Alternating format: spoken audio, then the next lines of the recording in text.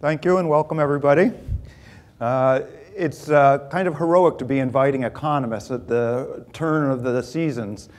You certainly don't want to have economists around your Christmas parties over the last 4 or 5 years, but economists have been much better for New Year's resolutions. So I think it's particularly apt to have this meeting in January where you look at the year going forward and think about the various policy issues and what's going to be happening in the economy.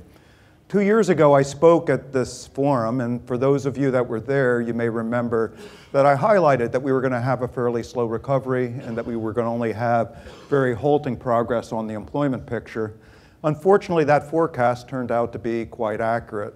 So today I'm going to talk a little bit about some of the incoming data. I'm also going to talk a little bit about why recessions that occur when there are other kinds of financial problems tend to be recessions that last a lot longer and recoveries that are much, much slower. So my focus is going to be a little bit on some of the impediments, but I'm also going to talk about some of the good things that have happened, and I'll finally finish with a little bit of a discussion of some of the risks. Because I think while the economy over the last couple years has very slowly improved, one of the challenges is some of the risks are a little more elevated now than they might have been a year or two ago. And I'm not quite as humorous as Nick Perna. Central bankers tend to be more stoic, and I do tend to use a lot of data, so I am going to be focusing on data rather than jokes. But hopefully you'll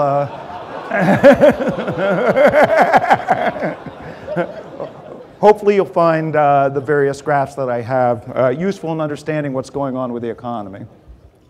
So let me start with recent economic trends. We definitely have been seeing some signs of strength relative to what we were seeing, particularly in the summertime. There have been modest improvements in the labor market. Nick emphasized actually this morning's labor report, which actually was good news. The unemployment rate dropped by 0.1%. The payroll employment was 200,000 jobs. That's still not enough to get us to full employment very quickly, but it's certainly much better than what we've been doing recently, and so those are positive reports, and I want to highlight that. The fourth quarter GDP, most private sector economists have been expecting that it's going to be somewhere between 2.75% and 3.5%. That also has been increasing over time, which is very good news. Nonetheless, I would say that there are some challenges, and I'll be talking a little bit about that in the coming slides.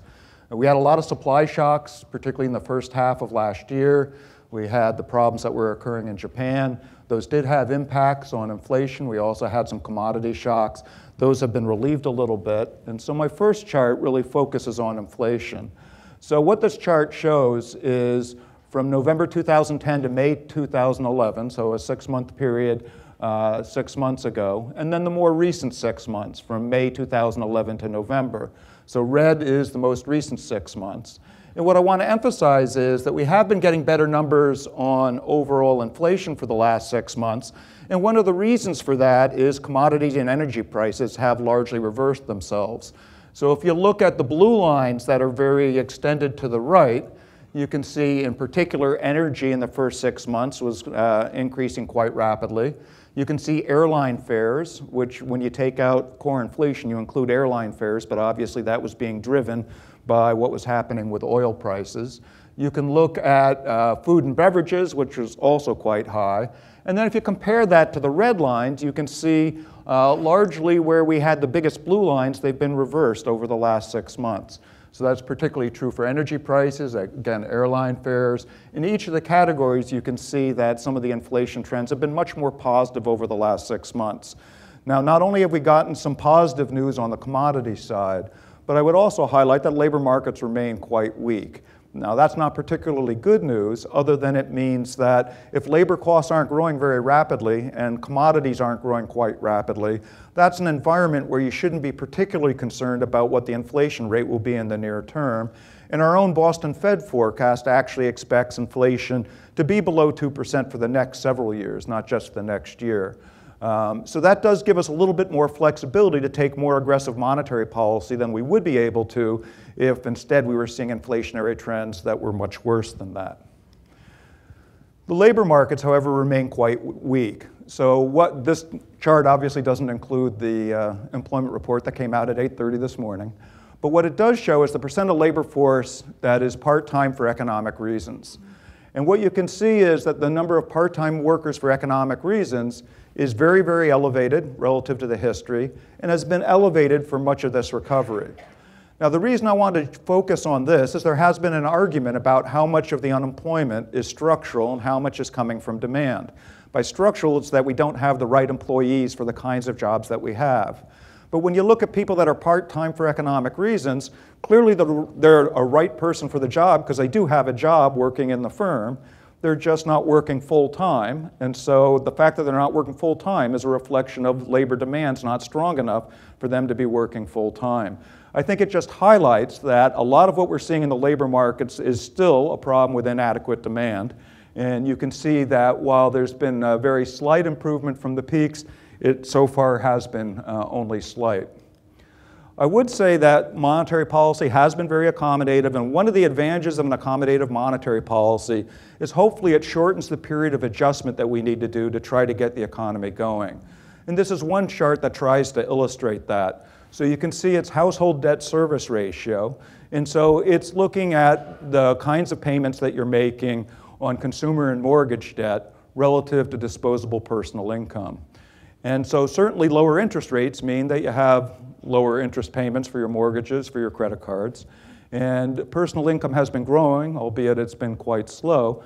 But you can see relative to where we were going into this recession, there has been a lot of adjustment going on household balance sheets.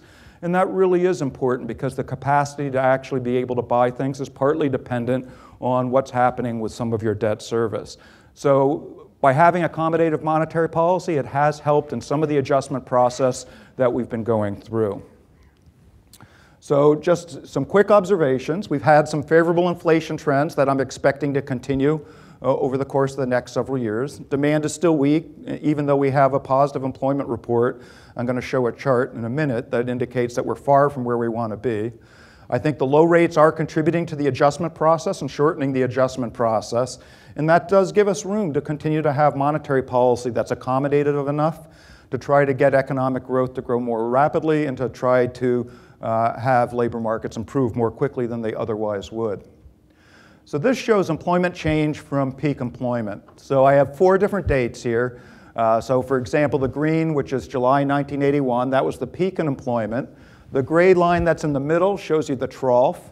And what it's illustrating is how long does it take from where you were at the peak employment to get back to that point in the employment cycle.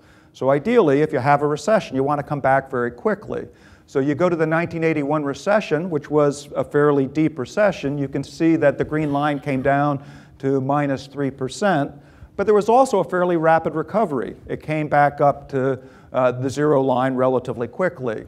The previous 2 recessions were called jobless recoveries, and you can see why that's so, that the lines for both the red line and the purplish line actually don't have a very steep slope. They're fairly flat, which means the improvement in the employment picture was actually quite gradual. Nick highlighted the Great Recession term, and you can see why it's being called the Great Recession. So it was a very, very deep recession, so the loss in employment was much greater than what we were seeing in the 3 previous recessions. But also, as Nick highlighted, the recovery's been really, really slow. So it's a fairly flat slope. So we've gradually had some improvement in labor markets, but it's been very gradual. And you can see by that distance that we're really far away from where the peak employment is that we want to be. We want to get back to that 0 line as quickly as we can. So that's one reason why monetary policy has been accommodative, is that while we've had some very gradual improvement, we want that improvement to be much faster than it currently is. Now, one of the things I want to highlight is that there are a couple things that are different about this recovery and this recession. And one of the things I'm going to highlight is the difference between small businesses and larger businesses. So one of the things that frequently happens when people become unemployed is they start a business. Now, that would normally be a situation where you would borrow from your house, so you'd use a home equity line, or you'd borrow from your credit card, and then as your business started to pick up, you'd start going to a bank and getting a bank loan. Well, that's been much harder to do during this period because a lot of people became unemployed, a lot of people's credit scores became impaired, so the credit cards no longer were a source of credit. And in addition, people's home equity in New England, but particularly in other parts of the country, which I'll show, were no longer a source of credit. And banks tend to want to have some kind of collateral, or they want an SBA guarantee, and that's become a much more difficult environment. So I want to emphasize why that's important for job creation, and one of the reasons why the employment picture hasn't improved as much as I would certainly like. So in this chart, there are three different categories. The small business I'm classifying as 1 to 49 employees. The mid-size is 50 to 249, and green is the larger employees, 250 employees or more. And you can see that in the last recession, in the beginning of the last decade, small business played a role, but really it was large businesses that were doing a disproportionate amount of the reductions in employment. And you can see that small business actually, once the economy started getting better and we started seeing employment pick up, that we were seeing a fair amount of pickup actually in small businesses. If you look at the more recent period, again, this illustrates why it's a great recession. Basically, businesses of all sizes cut back quite dramatically. But really what's distinctive is the small businesses. The blue part in the very sharp decline is really, really quite large. So small businesses had to cut back much larger than we frequently encounter during a recession. And you can see during the recovery period, which has been very moderate, there's only been some improvement in what's been happening with small businesses actually hiring. So that's one of the challenges, is how do we get small businesses to once again be a creator of jobs in the economy? Now, when you're talking about job flows, they're very large. In any recession, in any recovery, there are many firms that are laying off, there are many firms that are hiring. So what I'm focusing on is the difference between those two. So are we hiring more people than we're laying off? And those are going to be different firms.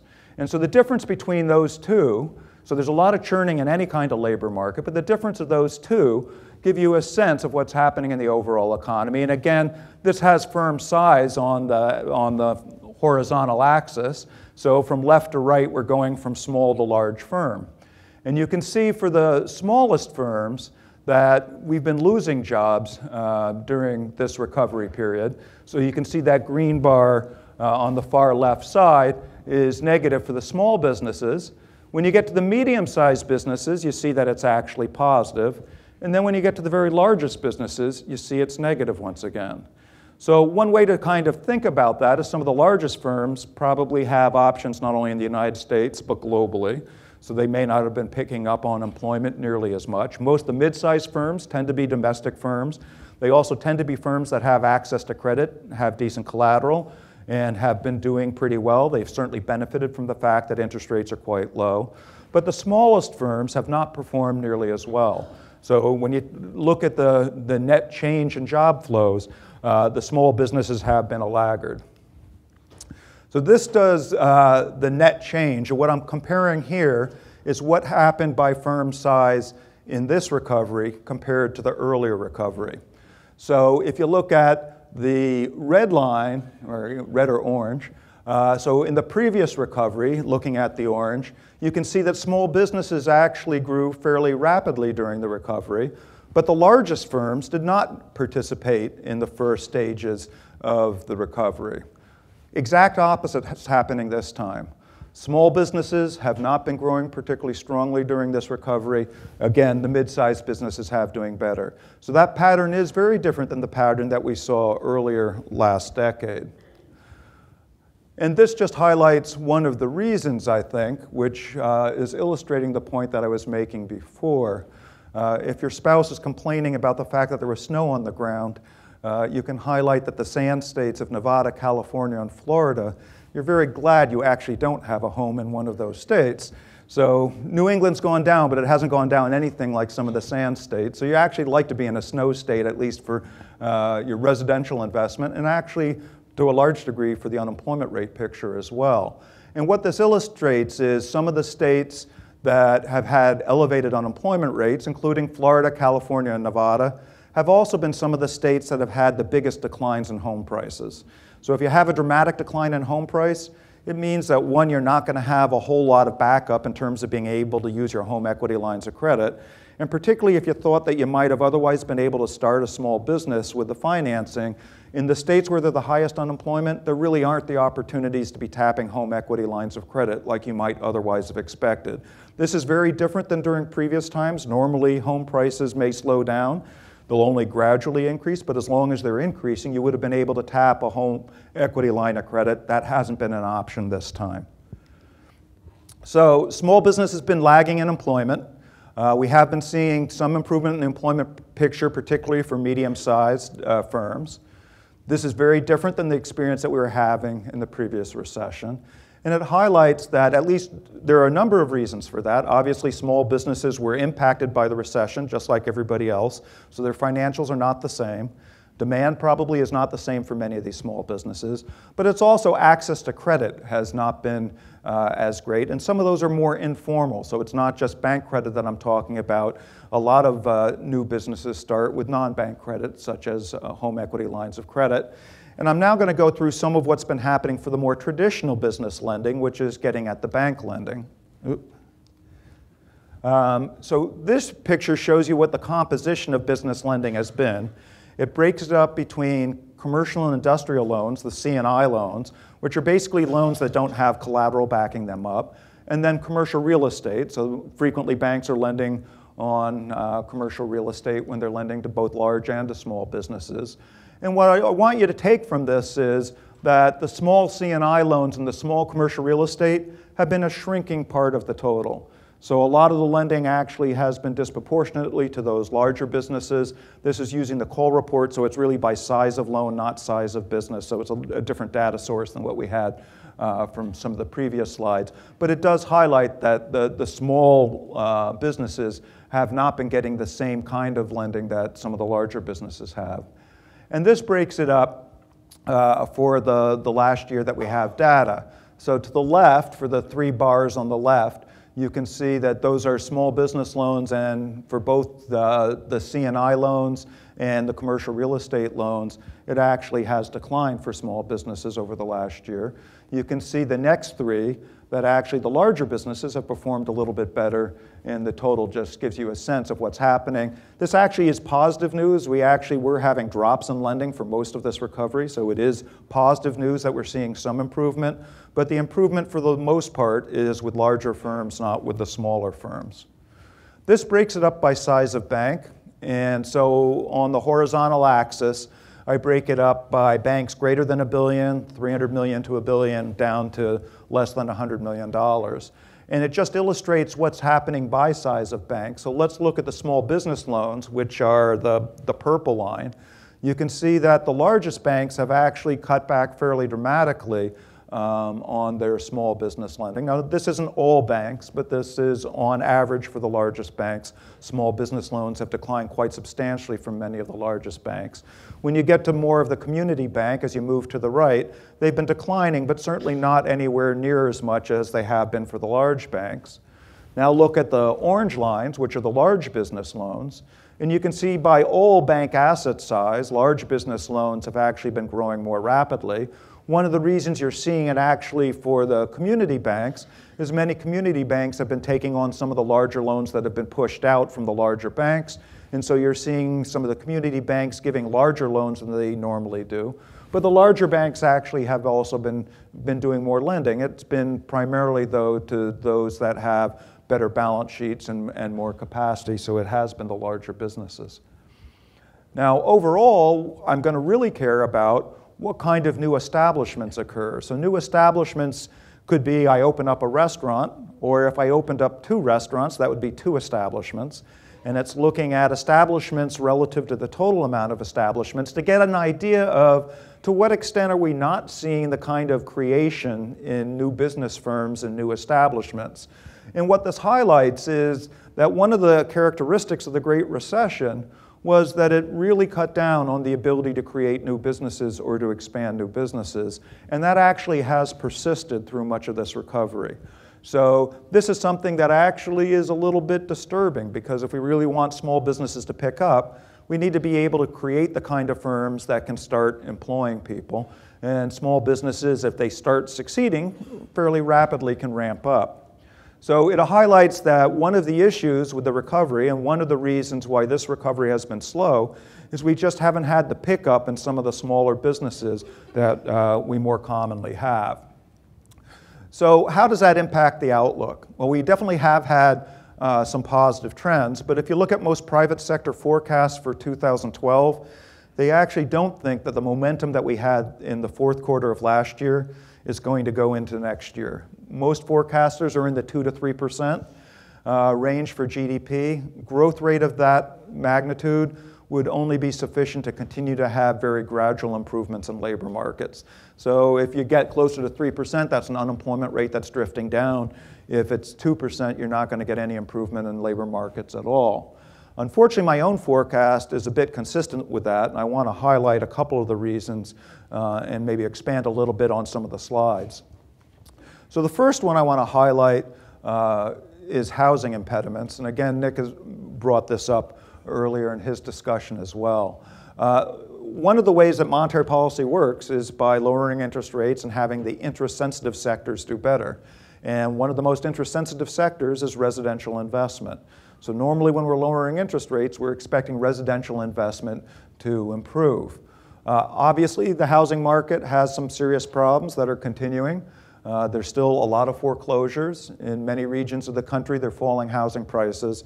And if anyone's tried to refinance, there are definitely tighter credit standards than there were before. Some of that's appropriate, but it's clearly much harder to get a house either as a new home buyer or as somebody who's been trying to refinance. Monetary policy then doesn't work as effectively as it normally does because we want to move those interest-sensitive sectors by changing the cost of being able to borrow. That means that in order to have the same effect, monetary policy in some respects has to be more aggressive to get the same impact because the interest-sensitive sectors are not responding the same way that they would do if we weren't having all the housing problems. And what that argues for is not only should we have lower interest rates to try to get the economy going, but it argues for GSEs and some of the fiscal policies that can help unplug some of the problems with housing would actually hasten the adjustment. This isn't something that monetary policy should be doing alone.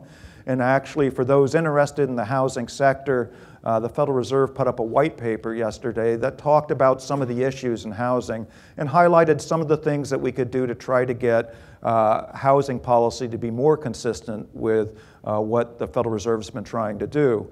So one of the examples of that has been the ability of people to refinance even though their homes aren't valued the same way that they have been. That requires more risk at some of the GSEs, but says the GSEs ought to be focusing more on getting the housing market going as their highest priority. A second aspect of that is that we have a very large housing stock. We've actually had this strange thing where housing prices are going down, but rents are going up.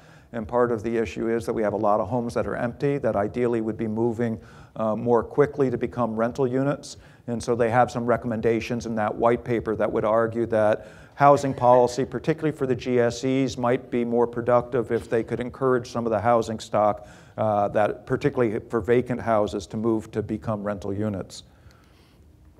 Now, I've just talked about small business impediments, and these both are reasons why when you have a financial shock that occurs with a recession, the recovery is very slow. So one of the reasons is some of the collateral problems with the housing market, but it's also employment by small businesses hasn't been as robust this recovery. Part of that is the financial position of businesses have been impaired, but part of it is the financing has changed. Again, monetary policy can help to some extent, particularly to the extent that we're lowering interest rates on the longer ends of the curve. That can help with the financing. But again, I think this is an area where fiscal policy could actually make the monetary policy more effective. So ideally, you want to be the SBA or other types of organizations in the federal government that are particularly designed to deal with small businesses. This really is the time to couple the fiscal policy issues with the monetary policy so that the low interest rates that the Federal Reserve has been providing actually gets the most bang for the buck. So we've had a number of impediments that even though interest rates have been low, we're not getting the same bang that we would normally get. And ideally, if policies were more coordinated, that would work a little bit better. Let me talk just very briefly about downside risks, because I think that's one of the main reasons for why many of the private sector forecasts don't have a particularly rosy scenario for the next year.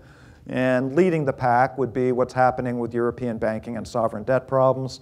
Anytime you read a paper, this is in the news almost every single day. In fact, I think our economy would probably be better off if everybody stopped watching the news for a year. But it is a very serious problem. The Europeans do have to address it. As Nick highlighted, I think the fiscal austerity, some of those countries definitely need to have some more fiscal austerity, but not all those countries need to have the fiscal austerity.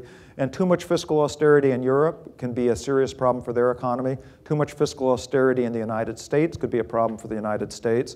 So we do have to be very cognizant of how fiscal policy interacts with the overall economy, because our goal is to get back to full employment. When we're back to full employment, then we definitely have to address some of the fiscal issues quite aggressively. But we need to make sure that addressing the fiscal issues doesn't prevent us from getting back to full employment. The third is something that actually I think is relatively new. The disruption to oil supplies. It's been a while since we've been talking about oil supply disruptions, but it seems like once a week now Iran's making an announcement that once again sends oil prices and gas prices up once again. So we definitely have to be cognizant. This would be a really bad time to have an oil supply shock, obviously. So if we have an oil supply shock, that would have very negative consequences for the US economy. This is a risk. I'm not expecting that. And actually, a lot of the forecasts are expecting that oil prices will either be flat or actually trending down. But that is highly susceptible to political risk that no economist is particularly qualified to talk about. So it is a risk. It's something that we have to worry about. Hopefully, it doesn't come to fruition. Monetary policy can't affect any of those things. So those are all things that are kind of outside the realm of monetary policy. But what we can do is try to promote economic growth and employment. So even if one of those downside risks occur, that the economy is in a better place to be able to weather the storm. And I think that's exactly what we have been doing, and I think that's exactly what we should continue to be doing, is keeping monetary policy sufficiently accommodative that we can get the employment picture to improve. So my conclusion, we've had very low inflation. We still have very weak labor markets, particularly if you think about that employment picture that I had. We're very far from getting back to the peaks that we had before. I think the Federal Reserve has been very aggressive in trying to promote growth and trying to improve the labor markets. I think we should continue to do that. There are a number of tools. Some analysts have said we're out of tools. I definitely do not believe that. Two examples are we changed some of our communications for how long it would be before we'd start tightening up on interest rates. That had a fairly big impact on interest rates in August. So I think there are other communications that we could do that could have an impact. Also, we've done asset purchases in the past. We're continuing to roll over, particularly mortgage-backed securities. Mortgage-backed securities, to the extent that you're able to lower rates on the housing, not only lower the long-term rates more generally, but help a sector that has been particularly weak during this recovery. So I think mortgage-backed security purchases are another avenue that we could certainly entertain if we want to continue to provide more stimulus. And ideally, I think if we use both monetary and fiscal policy to think about how to target particularly housing and small business that have been some of the areas that have not grown in the way they traditionally do because of the extent of the kinds of shocks that we had. That's one of the reasons why we haven't gotten a better recovery, not the kind of recovery that we would really like to see. And so to the extent that we can target some of those, I think that actually would improve our chances of next time I talk at this group having a much better employment picture. So those are all my comments, and I'd be glad to take a few questions.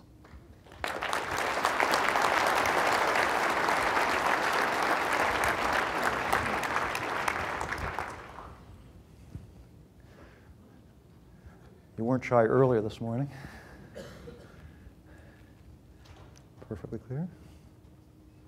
No takers? Oh, a brave soul. Could you speak to tax policy in terms of its role in terms as an impediment or a support for small business growth? The question was, could I comment on tax policy as a potential impediment for small business growth? So tax policy is a critical component, just like monetary policy. And fiscal policy, you care both about how spending cuts would occur, and you care about how taxes would occur as well. And so to the extent that we had more certainty about what the fiscal picture would be and what the mix of tax policy and budget cuts would be, I think that would be very helpful. I'm not at all optimistic that over the course of this next year we'll get that certainty. Unfortunately, I think that'll probably take an election. But monetary policy doesn't directly affect that, but we obviously take that into consideration. And certainly for small businesses, that's an important thing that they have to take into consideration. So we do have a deficit that needs to be addressed, and whether that gets addressed primarily through taxes or through government spending cuts is really outside the domain of the Federal Reserve. But it is something that we definitely have to be attentive to, and it can have, depending on how it's done, have a disproportionate effect on small businesses. Nick? I'm not going to try to retaliate. But you touched in towards the very end of your comments, a return to full employment. Would you care to kind of, what should the objective of public policy be in terms of, give me a range if you could about what you think constitutes full employment, given where we are today? Nick's question was, what does full employment really mean, particularly in the context of what's recently been happening? So one of the things that we've been doing at the Federal Reserve is we now provide forecasts. And so every time we have a two-day meeting, which happens roughly once a quarter, we actually, all the members of the FOMC, all the Reserve Bank presidents provide their forecasts. And one of the questions we're asked is, what do we think in the long run will be the unemployment rate and the inflation rate? And if you look at where the bulk of people have put down, they've put 5 to 6%. So we're currently at 8.5%, so we're a long way away from that. Now that ignores some of the issues that might occur between now and then in terms of some of the unemployment benefits and some of the other issues. But ideally, we would get back into the 5 to 6% range. And my own expectation is in the longer run, it would be at the lower end of that distribution. But we're very far from that, and really the argument's not whether it's 6% or 5% right now, because we're so far away from that that we actually need to do a lot more to try to get the unemployment rate down if we're going to get anywhere close to that. So last question. Yeah, not asking for a political endorsement, but of various candidates for president, different ideas that have been put forth, a different level of understanding that different candidates need to show for the economy, particularly for improvements in the economy. Do any ideas or understandings of the economy stand out? So I'm completely nonpartisan, and so I can't really comment on the political position of anybody. But I can highlight that this is a time where it really does matter in terms of getting the economy right. And so given where we are in the unemployment picture, focusing on how we get the unemployment rate back down to full employment, I think should be the major objective of whoever's president. And my hope is that whoever is elected has that as their focus, and I would think that would actually be a platform for anybody to run on, is that it really is important. The unemployment rate the longer we're at very elevated unemployment rates, the harder it is to get back to that 5 to 6%. There are all kinds of things that happen when you're unemployed for extended periods of time. And there are a lot of economic studies that show that the longer you're out of work, the harder it is to get back into the workforce. Part of it's that you lose skills, part of it is an employer becomes skeptical that you actually are interested in working, or think that it's actually signaling problems that as a result they'd rather take somebody who's not been unemployed for an extended period of time. So it really is important not to stay at these elevated unemployment rates for long periods of time. And that requires both fiscal and monetary policy to try to accommodate that. And hopefully we don't get some of these supply shocks. Hopefully the forecasts that private sector forecasts have are too low. And my hope is that we'll actually grow faster than my forecast. But hopefully next year I'll be able to say that. So thank you very much.